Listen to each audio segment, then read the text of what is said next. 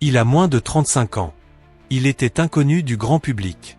Et en quelques heures, il est devenu le chef d'un pays en pleine guerre. Mais qui est vraiment Ibrahim Traoré?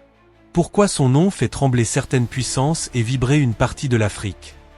Depuis le coup d'État de septembre 2022, le Burkina Faso est dirigé par cet homme à la fois discret et charismatique. Dans un contexte de chaos sécuritaire et de rejet des influences étrangères, Traoré incarne, pour certains, un symbole de renouveau. Mais est-il l'homme providentiel ou un militaire de plus? Avant de commencer cette vidéo, n'oubliez pas de faire un like et un commentaire, car cela nous donne beaucoup de force pour continuer à partager de contenus bénéfiques et je vous invite à vous abonner à notre chaîne et d'activer la cloche de notification pour rester informé de nos prochaines publications sur la géopolitique et l'actualité internationale. Merci et bonne vidéo. Ibrahim Traoré est né en 1988 à Bondokui, dans la région de la boucle du Mouhoun, au Burkina Faso.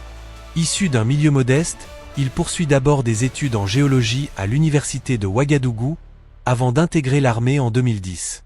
Très vite, il se spécialise dans la lutte antiterroriste, un domaine crucial dans un pays confronté à une insécurité croissante liée aux groupes djihadistes.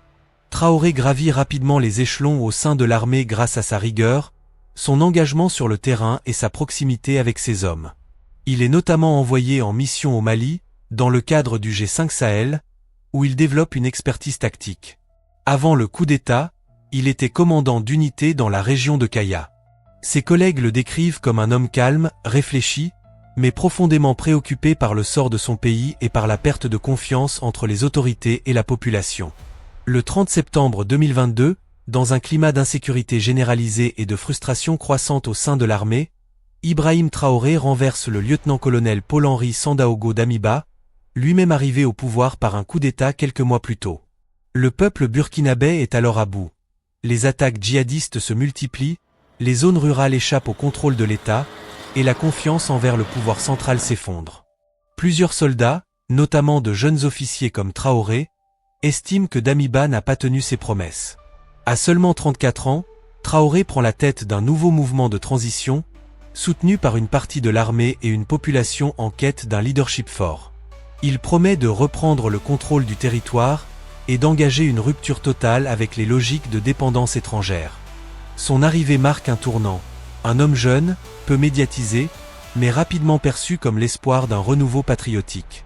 Dès son arrivée au pouvoir, Ibrahim Traoré adopte un discours sans filtre, axé sur la souveraineté nationale, la jeunesse et le panafricanisme.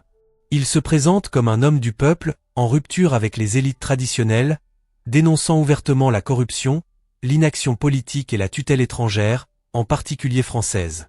Dans ses interventions publiques, Traoré utilise un langage franc, direct, souvent teinté de références révolutionnaires. Il appelle à l'unité africaine, critique l'ingérence des puissances occidentales, et valorise les partenariats alternatifs, notamment avec le Mali, le Niger ou la Russie. Toujours en uniforme, rarement en civil, il cultive une image de chef de guerre proche du terrain, prêt à se battre avec ses hommes. Ce style brut séduit une large frange de la population, en quête d'un leadership fort et authentique. Ibrahim Traoré suscite un fort engouement populaire, notamment parmi la jeunesse urbaine. À Ouagadougou comme dans d'autres villes du pays, des manifestations spontanées saluent ses prises de parole et ses décisions. On le voit brandi sur des pancartes, surnommé le capitaine du peuple, et souvent associé à des figures panafricanistes comme Thomas Sankara.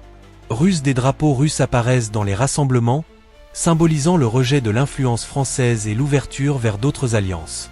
Mais ce soutien n'est pas unanime. Des ONG, des journalistes et des observateurs internationaux s'inquiètent. Fermeture de médias, restriction de l'espace civique, rhétorique militariste. Certains redoutent une dérive autoritaire, voire une instrumentalisation du patriotisme à des fins de pouvoir personnel. Depuis son arrivée au pouvoir, Ibrahim Traoré a engagé le Burkina Faso dans une transformation radicale. Sur le terrain, l'armée a intensifié ses opérations contre les groupes armés, reprenant le contrôle de certaines zones stratégiques. Il a rompu les liens militaires avec la France, expulsé des représentants étrangers et suspendu plusieurs médias internationaux. Le pays s'est rapproché du Mali et du Niger, formant avec eux l'Alliance des États du Sahel, AES, un bloc de souveraineté contre la CEDEAO. Mais malgré ce vent de rupture, les défis restent immenses. L'insécurité persiste, l'économie est fragile, et l'isolement diplomatique s'accentue. L'avenir du Burkina repose désormais sur un fragile équilibre entre volonté de rupture et réalité du terrain. N'hésitez pas à laisser votre avis en commentaire, à liker si vous avez appris quelque chose, et à vous abonner pour d'autres enquêtes géopolitiques et technologiques. Ciao.